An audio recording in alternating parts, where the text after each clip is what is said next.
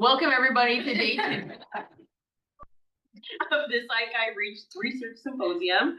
My name is Emily. I'm going to be the host. Well, I am the host for the 3 days.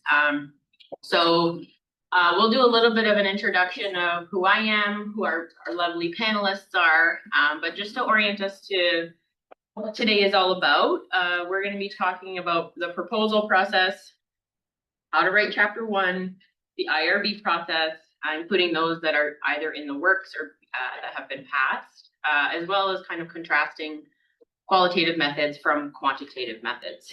And then if we have time, we'll discuss chapter 3 and collecting and coding data. So why don't we start with a little bit of an introduction, Dr. Cusick? Hi everyone, I'm Dr. Cusick. I'm a doctoral core faculty. I'm Camry, I'm a PsyD 3. Clarissa, PsyD 3. Kimberly, PsyD 3. Mary, PsyD 3.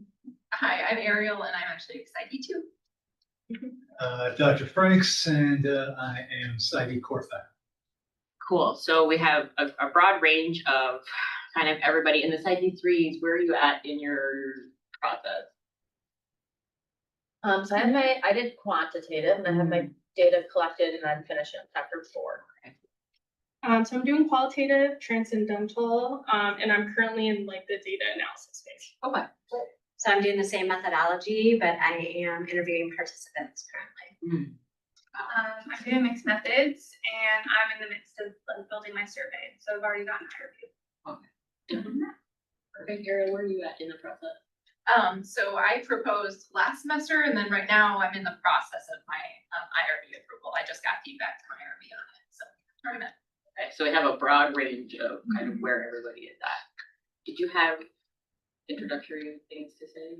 Well, I think just first, Dr. Franks and I, mostly Dr. Franks, are going to talk about just different ways to, whether it's qual or quant, mixed methods, meta-analysis, systematic reviews, just different ways that you can go about, collecting the data and analyzing the data, and even in how you present the results might look a little different. So I think Dr. Franks is going to start with quantitative. Yeah, so the purpose of quantitative research in psychology is to collect and analyze numerical data to objectively measure and understand phenomena, answer research questions, and test hypotheses and theories. Typically, this involves using data from a sample of participants in order to make generalizations about a larger population. Quantitative research aims to identify patterns of data, provide evidence for relationships between variables, and describe, explain, and/or predict behavior. Methods of quantitative data collection and analysis are covered across 3 classes in our curriculum, all of which take place during the first year before Disc Prep: statistics, psychometrics, and quantitative methods. Planning a quantitative dissertation involves identifying a research question, identifying a theory or set of theories that provide a framework through which you can view the question, and identifying a set of specific testable hypotheses. Usually, there are some quantitative projects that don't necessarily require or that prevent you from making a priori hypotheses. Some exploratory projects or some different sorts of analyses, for example. The researcher must then design a methodology and a data analysis plan that are appropriate for testing their hypotheses and/or answering their questions. The primary strength of quantitative research is the ability to produce knowledge that is broadly generalizable. It also provides a clear framework for operationalizing variables or defining them in the way that they're going to be measured, analyzing and interpreting data, and making conclusions. Further, recruiting and collecting data from each individual participant tends to be less resource intensive with quantitative versus qualitative research. The most notable weakness is that the process of making broad generalizations is inherently subject to error. So I'm going to talk briefly about qualitative research, if numbers aren't necessarily your jam. So the goal of qualitative research is essentially to explore and understand various experiences or whatever the phenomena is being studied. So looking at different people's perspectives and meanings. It's basically a way to kind of get insight into the how and why questions. So data collection is basically, it typically involves some sort of either structured or usually semi-structured interviews, also observations that the researcher makes about the participants. But it can also include like open-ended survey questions. And depending on the type of research you're doing, it can even involve like historical documents, journals, things like that. So with the data analysis, it's inductive and it's interpretative.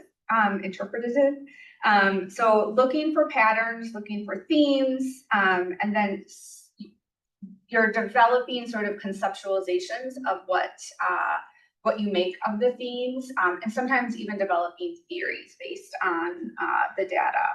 So common methods are thematic analysis, narrative analysis. Here at MSP, we've used, a lot of students have done heuristic or transcendental phenomenological, which were methods designed by Moustakis. And there's also grounded theory, discourse analysis.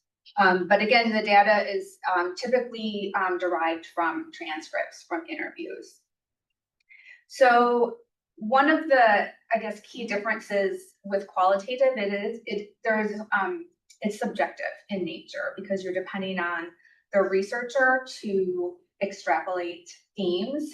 So one of the things that's important is to discuss and address any biases that the qualitative researcher might have. And then in terms of like maintaining rigor, this is done through establishing methods of trustworthiness. So again, that sort of researcher reflexivity in terms of like addressing our own biases and speaking to that. But we also use other methods like triangulation. So even though you are looking at, as the researcher, looking at all the transcripts and themes, you're also depending on your committee to sort of agree on what those themes are. We also do member checking, which is we'll send a transcript or a summary to the participants and have them review for accuracy and make changes. So the sample size is typically much smaller than a quantitative study, but as Dr. Frank said, it still can be even more intensive because you are having to reach out to a group of participants.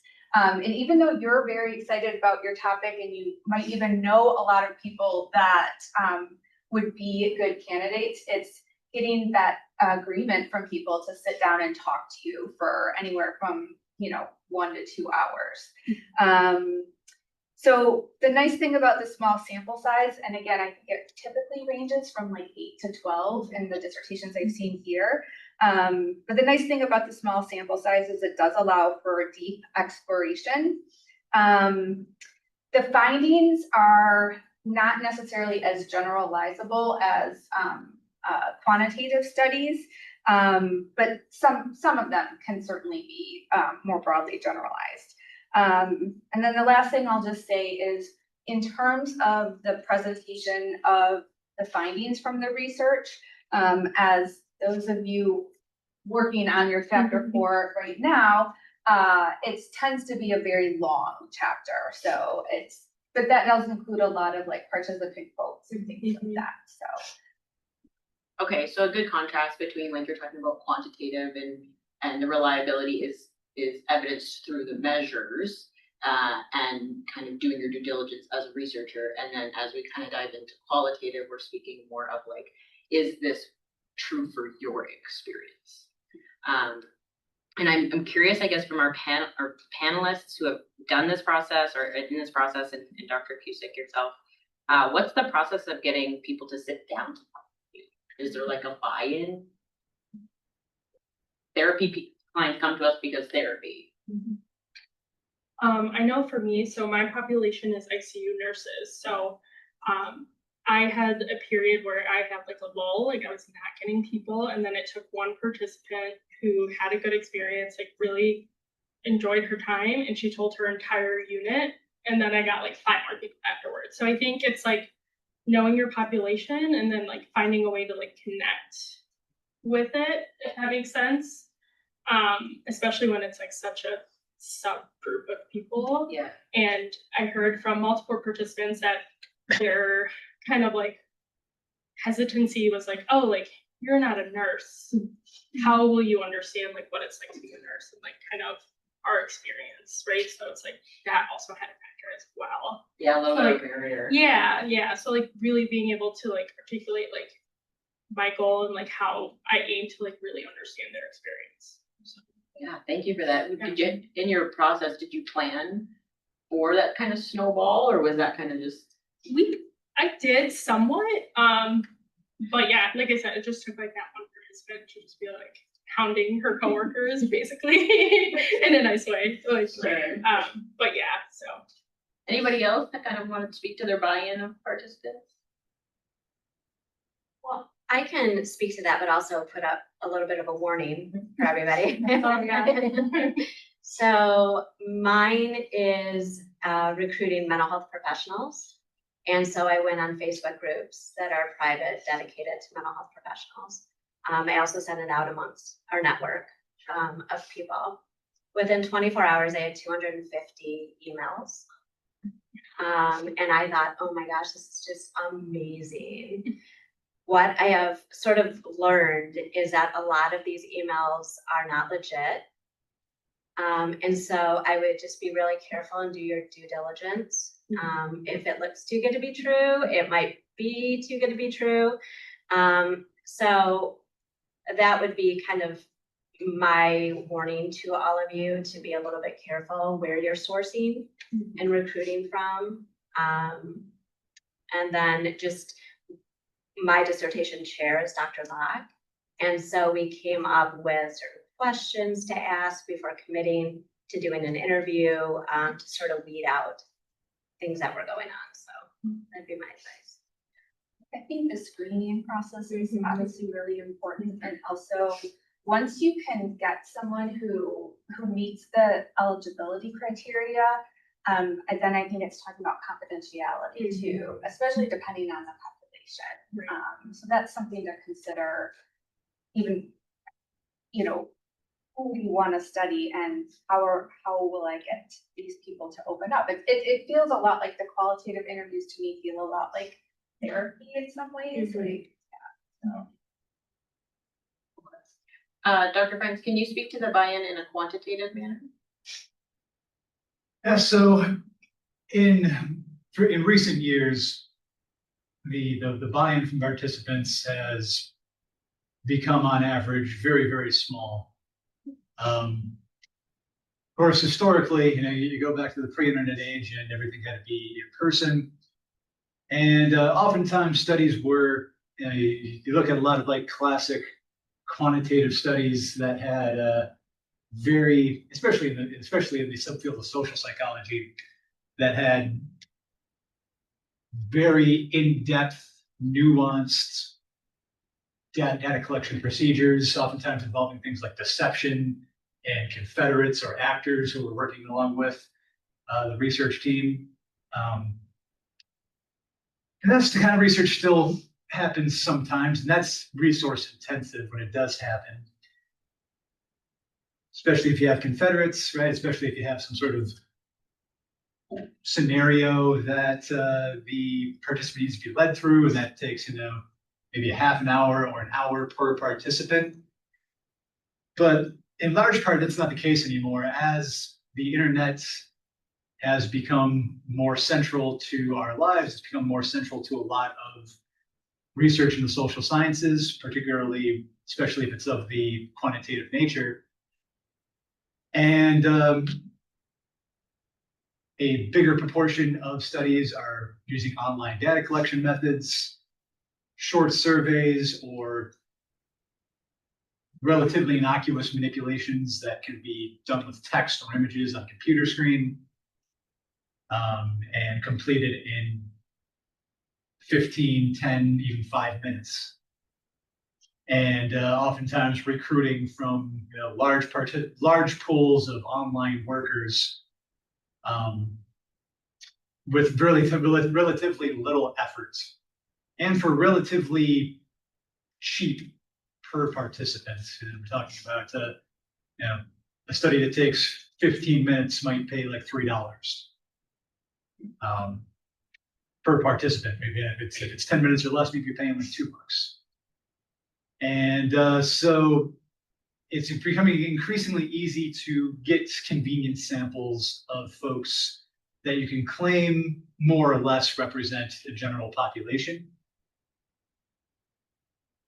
Or if you're willing to pay a little bit more, maybe now you're talking about like doubling your recruitment costs, but those same the same sorts of online platforms that you can use to recruit folks that might be a little bit more convenience and not quite representative. You can get like straight up representative samples of more or less specificity by paying a little bit of extra. But typically you're still talking about way less time, efforts, and oftentimes still quite a bit less money unless your interviewees are very, very motivated to talk to you. Quite a bit less time, effort, and money per participant and oftentimes overall to get to that. Okay. So if I'm hearing everybody correctly, there are pros to either or, and certainly some cons that come along with that process as well, especially as we're talking about like attrition or participant buy-in, and kind of how the study is set up and designed. I'm thinking about mixed methods. So yes, Dr. Franks, sorry, I'm just following the schedule here. I know we've been chatting a lot, so I apologize for that. Yeah, so mixed methods research, which combines quantitative and qualitative approaches, can provide a more comprehensive and nuanced understanding of a research question by leveraging the strengths of both methods. For instance, you can test hypotheses statistically and make generalizable conclusions about the relationships among variables, while also unpacking a participant's unique perspective on at least some of the variables that you're interested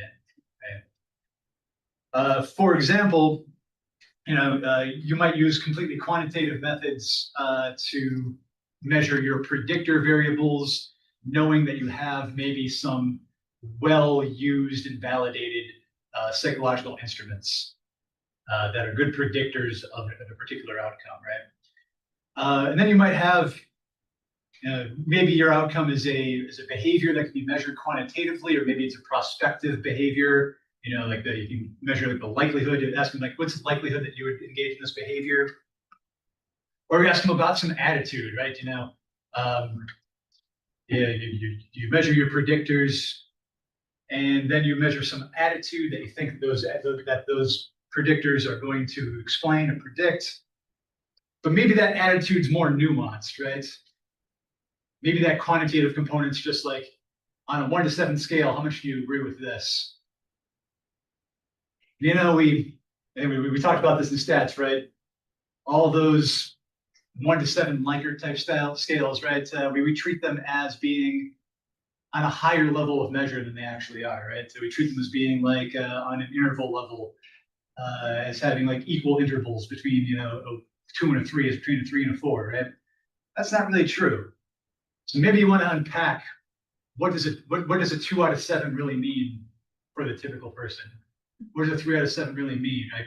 So maybe you measure and you ask, okay, what do you mean by that? You say you moderately agree. Well, what does that mean? What aspects of this are you agreeing with? What implications do you see in this scenario, right? and maybe you get some qualitative data about that. From my point of view, usually that's how my mixed methods experiences tended to be, is like kind of a quant plus approach. And I still tend to content analyze the responses, the open-ended responses that I get, and give them like, 0 or 1. Like, was this theme present in their answer, sort of thing. But there are more fully integrated ways of doing it. And a fully integrated and balanced mixed method study will be able to fully take advantage of the strengths of both types of studies. However, at the same time, it's going to require all the resources necessary for both types of studies. It's going to take all the expertise methodologically that both types of studies would take. And so, yeah, if you do something like, the kind of like quote mixed method stuff that I do is more quant plus, maybe you don't need a whole lot of qual expertise. And for me, like I said, again, I'll tweak it so that way, like, yeah, I'll get some numbers out of this qualitative data.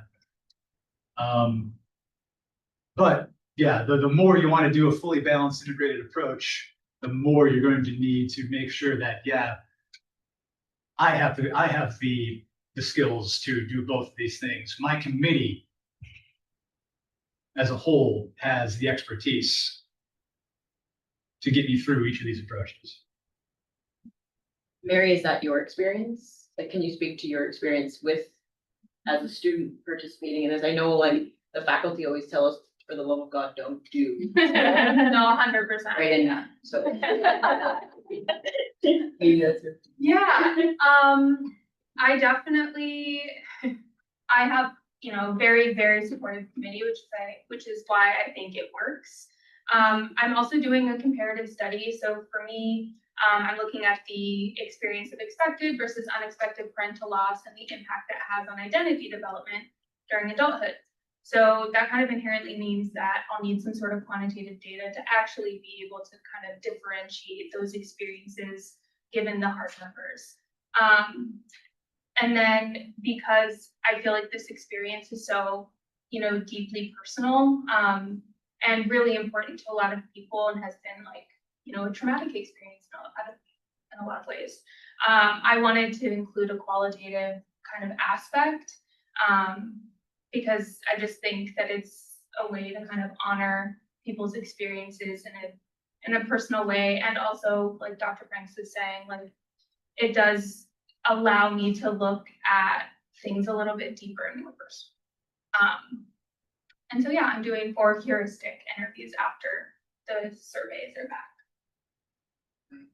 Yeah, it's kind of a lot to do the quant piece and the qualitative piece, but it's not a full, you're not getting, at least what I'm understanding is you're not obtaining all of the participants from quant and all of them from qual. It's kind of guiding each other. Exactly, yeah. And so that's kind of a choice you make, is like, what's gonna inform what? Sure. And so kind of deciding to do a survey first and then looking at that, seeing what happens, and then picking participants. Yeah, it must have made your chapter 3 interesting. Yeah, it's pretty long. Yeah. Yeah, you have to have the buy-in from your committee, but also for yourself. So I feel like for me, it was really important to me that I am able to honor this experience. And so that helped when it was really annoying. Like when chapter 3 got really long, it was like, okay, let me remember why I'm actually doing this and why. Yeah. Can anybody else speak to their chapter 3 and what that process was like? I mean, I can, mine's quantitative. I feel like I kind of took the easy way out, I'll not lie.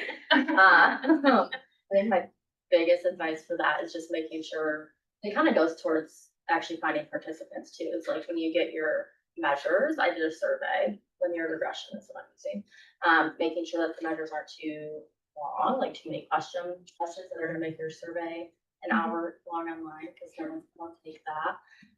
Making sure that they're all like validated and things like that to help back up your data that you get. But honestly, truly, I think quantitative is a lot easier in that regard, so I do feel bad that your guys' chapters are so long. Yeah. My chapter 3 was pretty painless, just, it can be a challenge to find measures that are what you're looking for. Yeah. Erin? I did think chapter 3 was really long, so my methodology is qualitative grounded theory. There's different ways to do the grounded theory too. So it's kind of like a more complex way of doing qualitative analysis. I will say what really helped was just my committee in general. So I have Dr. Bach as my chair, and she has chaired other grounded theory studies. So she was really able to kind of point me at whose dissertation I should probably look at for ideas. And Stephanie actually also helped with that process. Shout out to Stephanie. I think the biggest thing is that like you don't have to reinvent the wheel all the time. So if you can find a dissertation that did something really well, or Stephanie or your committee says, go look at this one because you're not sure about where to go. I think that's what really helped me on my chapter 3 for sure. I think that's important. Yeah. Yeah. Anybody else want to chime in about their chapter 3? I just echo Stephanie. Yeah. The backbone of the presentation. Even some measures. Stephanie. Like scoured the web with me, Yeah. so, yeah. And chapter 1 too, like the definition. Yeah. Okay. Basically. So I'm thinking from like a faculty perspective versus like the student perspective. What does a chapter 3 look like from either of your perspectives? What are you expecting? Kind of, how do you guide your students through this? I mean, for the qualitative, I mean, and I don't know how similar this is with quantitative, but with qualitative, like what I tell my dissertators is when you are in the qualitative class, it is a great idea to whatever model you plan to use, you're gonna write your, so you have to write like a model paper in the class, and that really hits on a lot of the points for your chapter 3. But then, and I think this would go for probably quant and qual or fixed methods.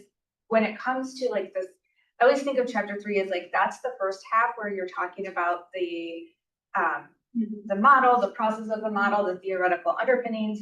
And then the second half is like, how are you actually going to do your research? And so I always tell students like, this was a tip from Dr. Balagi actually, write it like a recipe.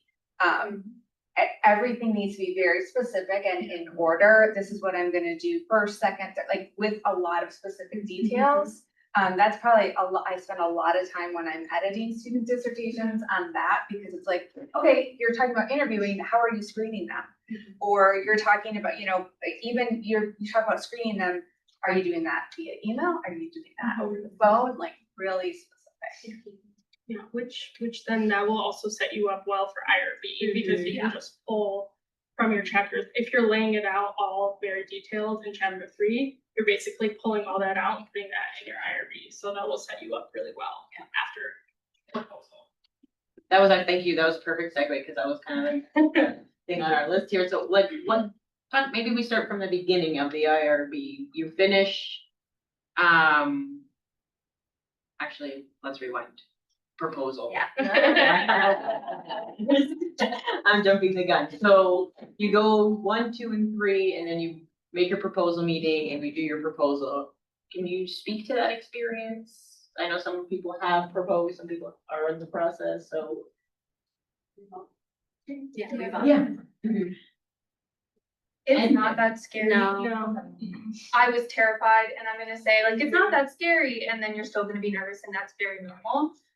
But I will just say, like, it was very collaborative. It was a very positive experience. Again, really emphasizing the importance of choosing the committee Yes. that you want to support you. And the rest of the process is kind of easy.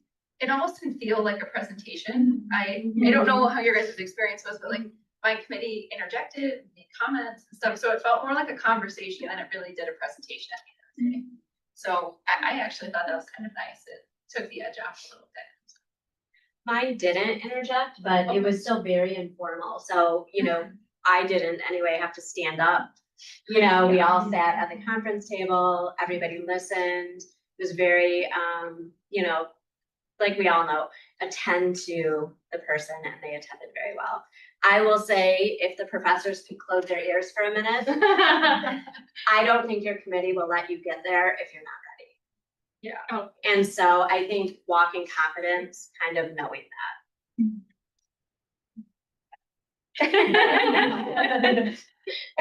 yeah.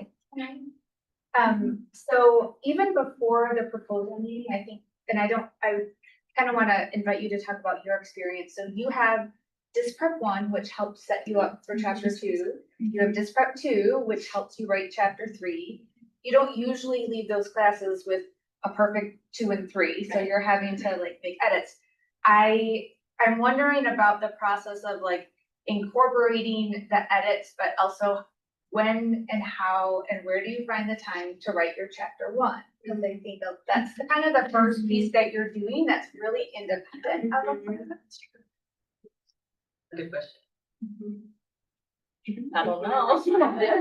I think I it's read it. great. I think once you're right. I think it was winter break as well. And Actually, yeah. Yeah. Well, I was gonna say your chapter 2 as well, like your committee will kind of identify which areas, like, oh, this will go in chapter 1.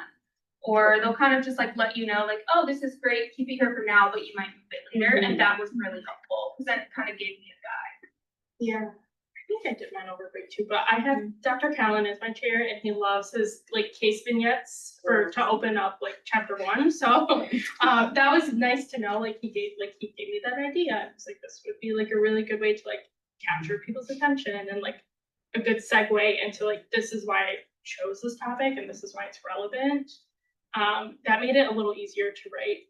And then I also like used my sister's experience as like my vignette, so it was more personal. So I had a little more motivation to kind of write it and really enjoy my topics. I think that's also really important to like have a topic that you are passionate about and that you can find that motivation to work on it because it is a lot of work. It is a lot of work. Maybe talk about putting together your proposal.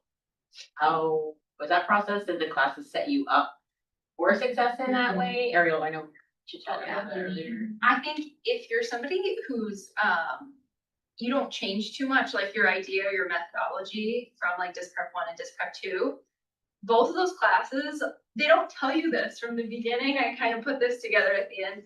Both those classes are set up to like have your proposals done in one class and half the proposals done in the other. So like by the time you get to proposal, you just combine the 2 presentations and it's pretty much done.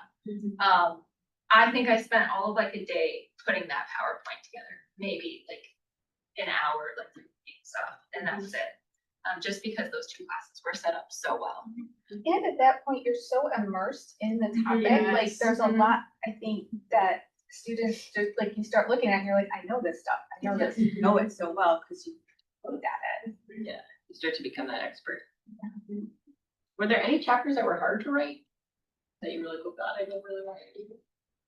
Chapter 2. Chapter 2, yeah. Just a lot. What made it challenging?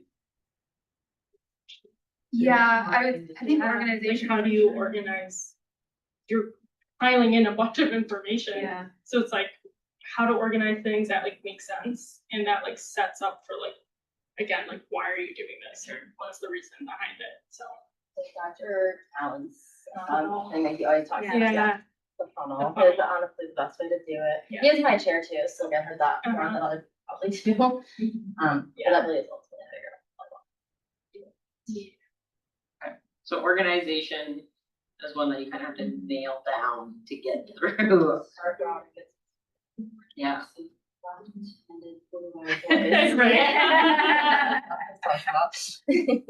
A good outline is Yeah, like that's key. true. Yes.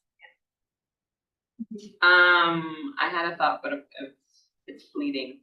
Okay, so now we're at the proposal meeting and you kind of, like you were saying, you make it up in the first disprep and then in the second disprep and you kind of put it together. What happens after? You do your edits and then IRB. So this is the spot that I'm in. So from here on out, it's knowledge. I mean, this is open discussion, so I'm talking about the IRB process. Get it started. some of you went through it with the new outside. we did. uh, We like all for the did. first time. We So I all think- did. Yeah, and so but I think some of you had different experiences. Some of you had interviews with them and some of you just had, I think we. yeah. We all had one interview. You can sweep it. Um, it's not one either. And what was the, We haven't had what was the interview about?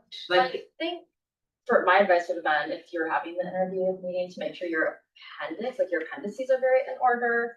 I know we were like new to them when I did it, so there were things that they asked me about and I was able to reference like it's at the bottom of the like appendix B or whatever. And it's like, oh.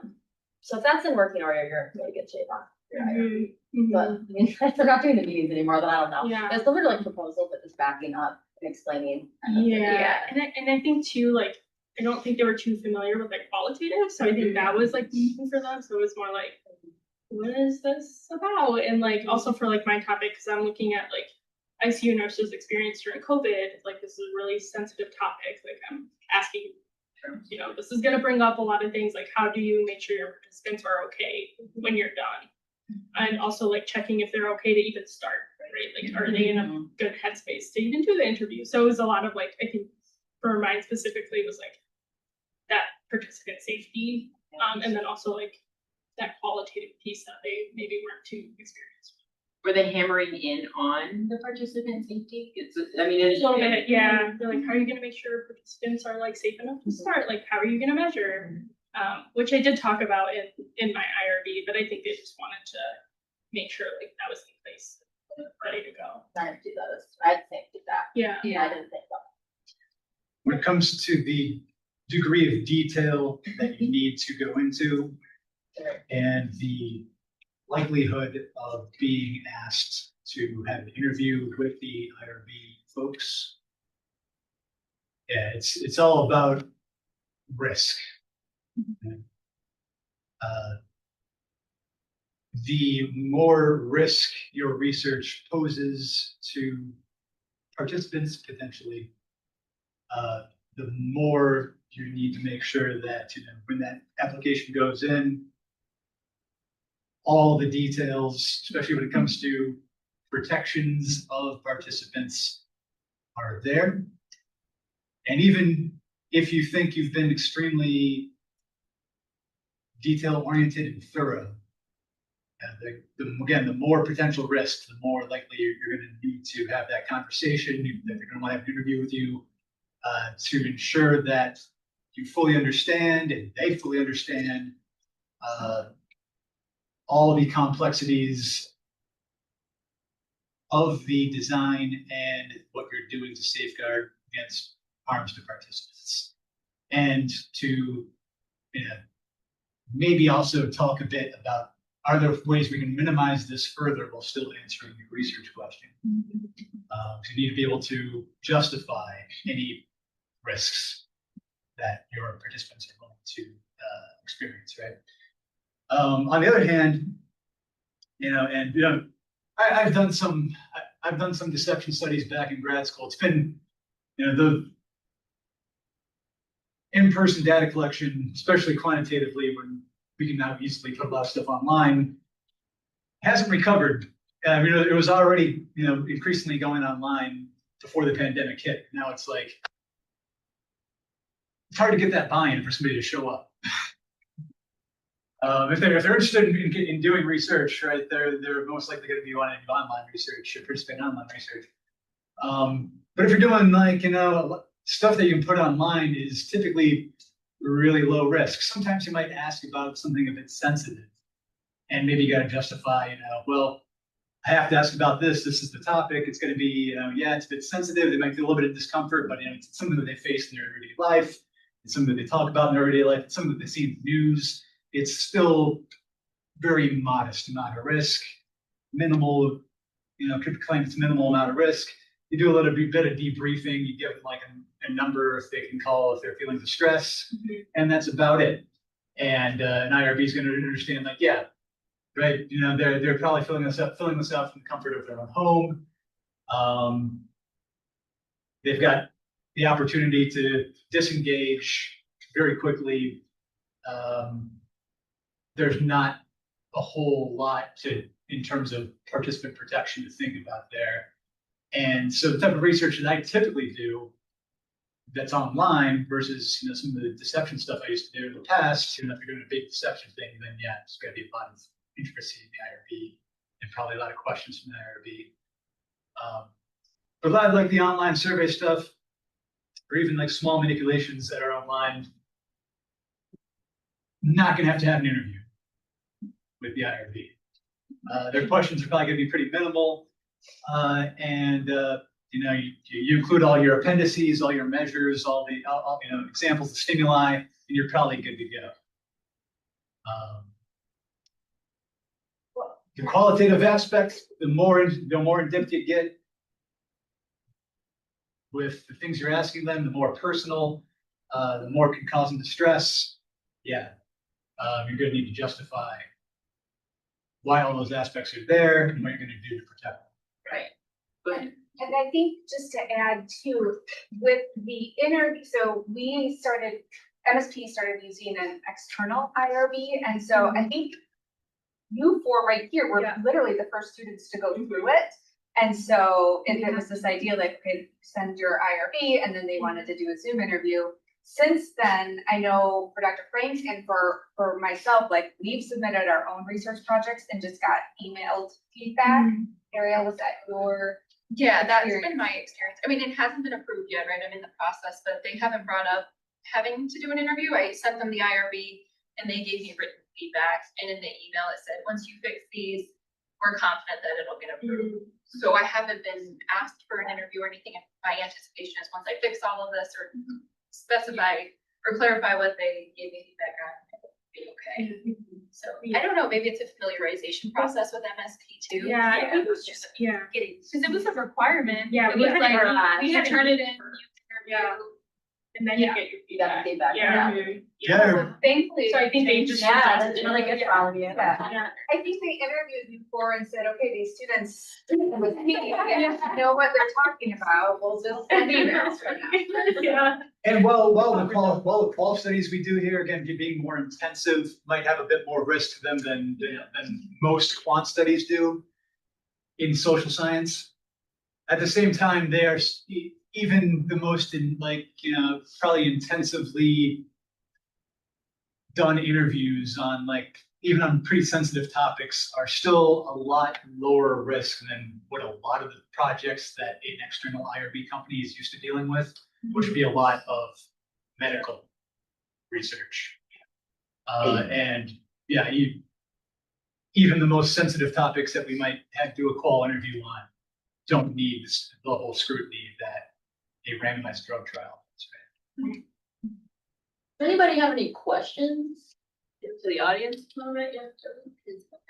So how many people are on the IRB board that you've interviewed with or who are reading your work? I would We do would it have before one. our meeting, but I don't know. I think I have three or four people. You have like one person. But yeah, you have like one contact person. I think. So they get your application and then they assign you somebody. Your work. I don't know. You don't really. I only have one person reviewing it that I'm. Same. Which Yeah. sounds like what it's now versus like it was like you submit your IRB and then they had you do a Zoom meeting with like a team. And then you would get your feedback and it was like working with one person kind of going back and forth. But now it sounds like that interview is maybe gone and it's just working one-on-one. And was your chair involved or anybody in No. the committee involved? If we have questions. Yeah. And I would just say to really be redundant Yeah. on your IRB, just even if you think you've already answered that question and they ask something similar again, put it in there because they're gonna tag you if you don't. And so I would just make sure that y'all do that. You're gonna want to feel like you over-explain Yes. every single thing. So. And I even cited some things because there was a little pushback. And once I did that, it was. Well, they have, sorry, I was gonna say, they're going to give you feedback regardless, so like, even if yours is pristine and perfect, no one's ever done something so great before, they're still gonna say, oh, this one thing didn't have a period or whatever, like, so don't feel bad if you get an email like, you need to fix these They want to show they're doing work. Right. Yeah. True. So, oh, yeah. We didn't yet get to, and I think this might be a good point to go back to it. So we've now determined as a faculty that we are open to new types of designs that avoid both the challenges of participant recruitment and the challenges of IRB. What would that mean? So we're now open to what is called systematic review as a type of dissertation. So a systematic review is a type of qualitative design that is, again, now open for dissertations at MSP. A systematic review is a rigorous and comprehensive synthesis of research evidence on a specific topic. It uses explicit and reproducible methods of searching for, identifying, selecting, and assessing previous research, aiming to minimize bias and provide a reliable summary of the available evidence. Essentially, it's a structured literature review that follows a predefined plan to arrive at the most evidence-based conclusion regarding your research questions. And those research questions would be ones that have been studied, examined in numerous previous individual studies, perhaps in numerous different contexts. But now you're trying to arrive at a grand, closest to the truth answer as you can find, right? When the research question is quantitative, you can combine systematic review with a quantitative technique called meta-analysis, which uses statistical methods to combine and analyze the results of multiple studies with the end goal of being able to come to a more precise estimate of the effect size, estimate of the relationship between variables or among variables. Okay? And again, a major advantage of these approaches is that they don't require any participant recruitment. And since there are no participants, there's nobody to experience potential risks, which means that you really don't need IRB either. The pitfall of these is that you might think that your literature review for your quant or qual, your typical quant or qual dissertation is really rigorous. But for us to conduct a systematic review, it's 5 times as rigorous, right? And meeting with me like. and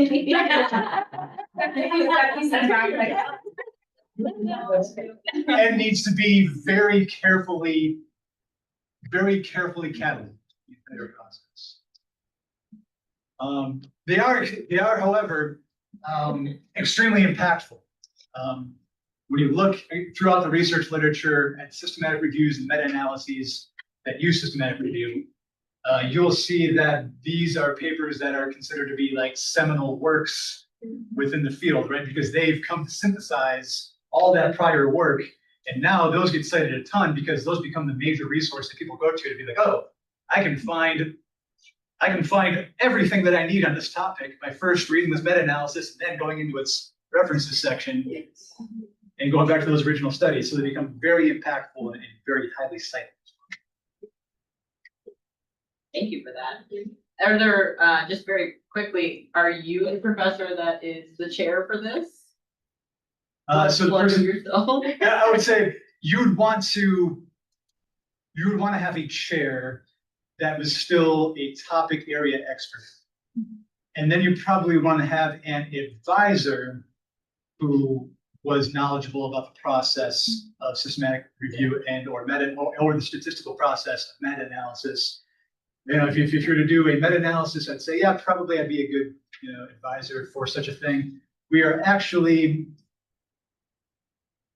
are relatively certain that folks who are perhaps not typical faculty members, but have a very high amount of expertise in the systematic review process, we are we've convinced ourselves that it's likely possible to make those types of folks advisors on such projects. Fair enough. Yeah. Yeah, no, definitely.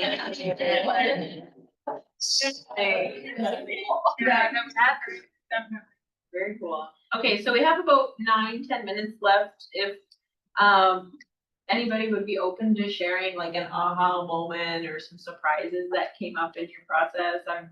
I'm asking this question because I know I came into the I came into the dissertation process and just from 1 and 2, like these are my chapters, and then I got with my chair and that was a lie. And so like kind of having to readjust myself, that was a big surprise for me. So maybe surprises that came up until. We're even in beta now. Yeah.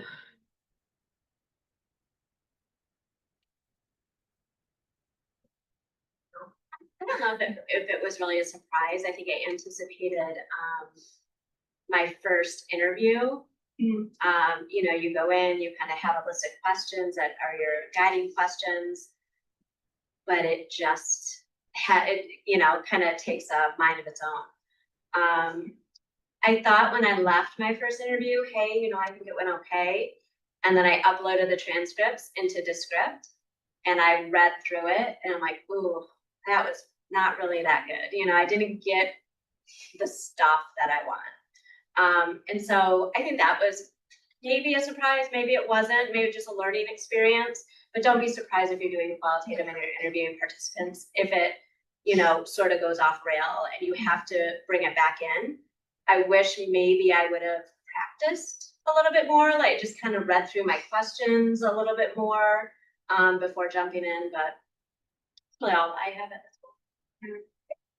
To add to that though, I think it's also about the participants too. True. Just remembering from my own, it's just like with clients. Sometimes you have clients where it's like you're trying to corral the conversation, and other clients it's like pulling teeth to Right. get them to discuss things. So there's that. So there's a balance. Yeah. So that's just a learning curve. Yeah, I would kind of echo that. I feel like as I did like each interview, I felt like just got stronger and stronger, and then you kind of like which questions to ask when, and like not to jump too ahead to a certain question where maybe they're not so comfortable yet, right? Like maybe saving the heavier questions maybe towards the end where they do feel like more comfortable and more open to share some of those harder experiences. And like it's okay to go, like I think my first interview I was so scared to like ask anything extra, like to go off my questions, which is not even the like premise of like qualitative, right? It's just like a guide. But like it's okay to like maybe go off a little bit. You'll still get great information, and it's a great way to like build that rapport, just like with the client, right? Like I think you would still get like great information. I feel like I got my most information from when I went a little off script. Giving yourself a little bit of grace Yeah. to be awkward that first time. Right. I also think it doesn't have to be perfect. This can be the start of your life's work, and it could just be a way to graduate, and that's okay too. Yeah. I think it's important again to find a balance of like something you're passionate about and also something that you're going to be so tied to that everything has to be exactly how you wanted. So like balancing like that flexibility and just like being okay. I know we're all grad students. It doesn't have to be perfect. And I think that was something I had to let go of. Like you're not going to find every single article ever written about your topic. Like it's going to be okay. Yeah, I agree with Mary. It will not be perfect. I got about 160 respondents for my survey, and they are 100% women. So my limitation section would be very long. It's enough to graduate. Like it's okay. Yeah, that's not maybe what you were anticipating. No, sorry, I was surveying caregivers, so of any gender, age, that was all. That's okay, it's fine. Yeah. Yeah. It's not for perfect. I didn't have something. Or I think one thing that's helped, and I think Emily and Jody, you guys were proposed to think about when your CCEs are gonna be due. I proposed in semester 2 for a reason. It's because I didn't want to work on proposal while working on CCEs, like the bulk of it. I I found that really helpful, just thinking about the timeline for when things are due, like think ahead and then think backwards about when you want to do things, because it'll help to have things like spaced out where you want them. And then with your chapter 1, there's no dedicated space or time for it.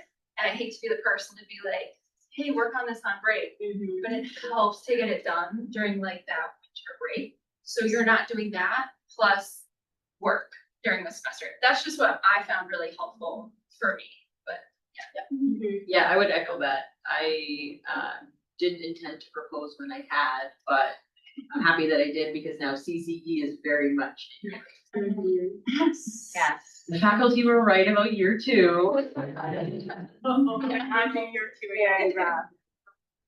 I didn't do that and I was so burnt out. I think I stared at a wall at the end of the semester. Like it was just not good. So yeah, if you can. Well, thank you all for participating and being willing to chit chat with us and talk about your experiences. Everybody else. We have one more day after today. Let me see if I'll get the day right this time. June 12th at 12:30 to 1:30, and we'll be talking about the defense process and what to do with your research afterwards. So thank you, everybody. Thank you.